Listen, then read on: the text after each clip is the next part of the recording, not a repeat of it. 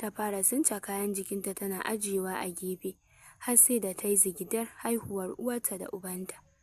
Cikin siririn muryarta ta ce, na cire malam, sai sannan ya ɗago da kansa. Kallonta ya yi tana ɗan zaune ta takure a gefe.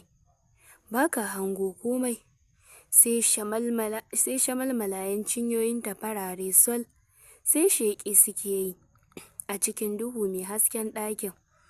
Wani ƙaramin gado ne irin na 'yan bodin ya nuna mata. Maza kwanta a can. Jim ta yi kafin ta jawo mayafinta za ta ɗaura kamar zani. Ta je ta kwanta tare da lankwashe ƙafafuwanta. A hankali wannan garin maganin ya nufo ta gadan-gadan. Buɗe ƙafan sosai.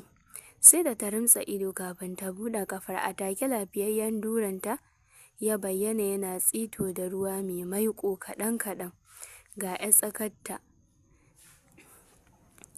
kalar ruwan hoda sai walƙiya yake yi. Hakan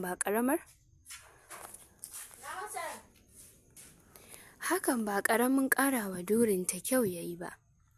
Limshe ido yi a take wandonsa ya ji ta yi masa nauyi, mararsa ta yi ƙarfi, burarsa ta soma tara ruwa.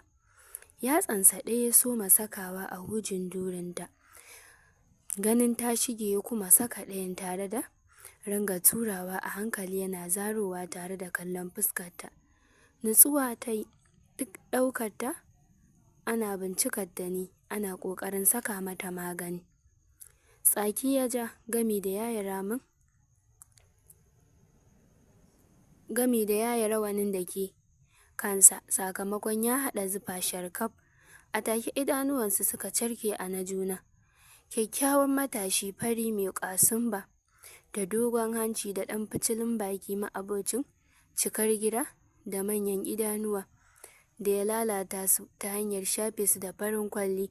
A take zuciyarta ta fara jera mata wasu-wasun sansa, tana kwaɗaita masa tsaruwan kyawunsa. Babu shiri ta limshe ido a ranta tana cewa dama jinni sun fi kama da kyawawa. Ji wannan halitta kamar daga tsatson Larabawa yake.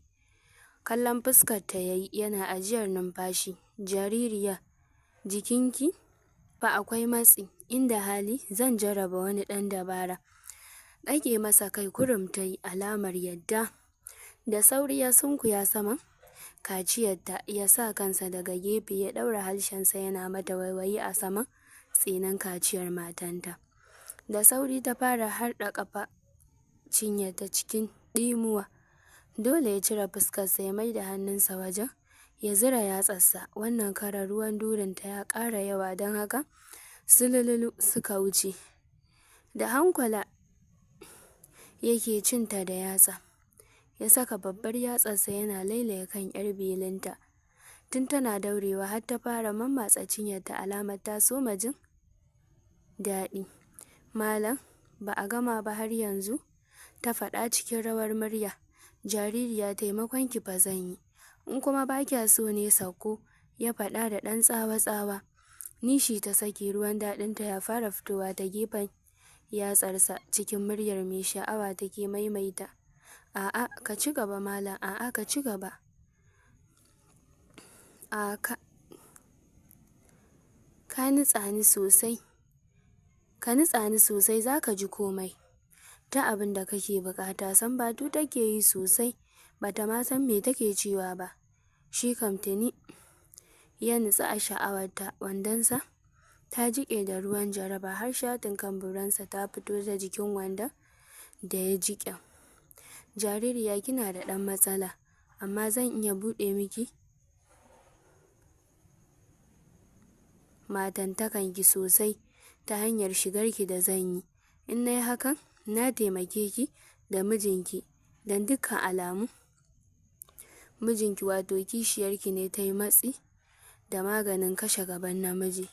Matsawar ya kusance ki, gabansa zai mutu. Amma yanzu ina shiganki to tamkar na dawo da aikin gaban mijinki ne. Yana faɗa yana jan sama 'yar tsakarta da yatsarsa biyu. Na baka wuƙa da nama malam. Kai duk yanda ka so da durina. Kaji? Sam ta fita hayyacinta. Zara zariyar wandonsa yayi yana dariyar nasara. A take shimfiɗaɗɗiyar lafiyayyar buransa ta yi tsalle ta saman wandonsa ta fito waje, kamar wacce take da sufurin. Shafa buran ya ringa yi a hankali da ɗayar hannunsa, ɗayan kuma yana auna zurfin durinta. A haka ya sagala a saman hujin gindinta, sannan ya matsa. Ya saka hannunsa ta ƙasan ɗuwawunta ya ɗago ƙugunta sama kafin ya sa miyau a tafin hannunsa ya shafa a saman kaciyarta don ya masa sauƙin shiga, sannan ya fara tura ta a ciki. Ƙara ta saki, wayyo Allah malam, kayan aikinka kamar gindin maza. Shiru ya yi mata ya ci gaba da danna gindinsa yana mummotsawa a hankali a yanda yake a tsayen. Ko rabin gindin nasa ba ta shige ba, sai da ya caccake ta son ransa kafin ta fara ihu. Gumi na tsatsafo mata a goshi.